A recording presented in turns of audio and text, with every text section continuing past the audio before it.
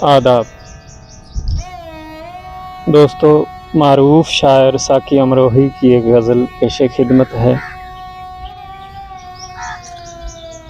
मंज़िलें लाख कठिनाइयाँ गुज़र जाऊँगा, मंज़िलें लाख कठिनाइयाँ गुज़र जाऊँगा, हौसला हार के बैठूँगा तो मर जाऊँगा।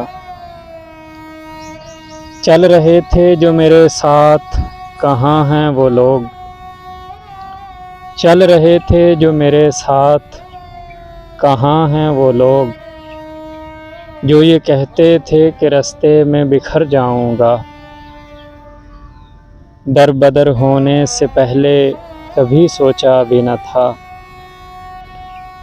दर बदर होने से पहले कभी सोचा भी न था। घर मुझे रास न आया तो किधर जाऊँगा।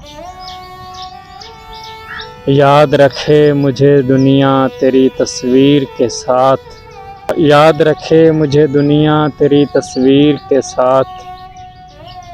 रंग ऐसे तेरी तस्वीर में भर जाऊँगा।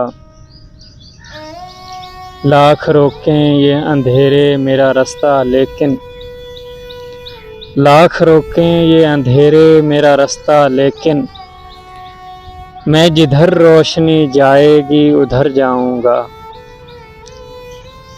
रास आई ना मोहब्बत मुझे वरना साकी, रास आई ना मोहब्बत मुझे वरना साकी।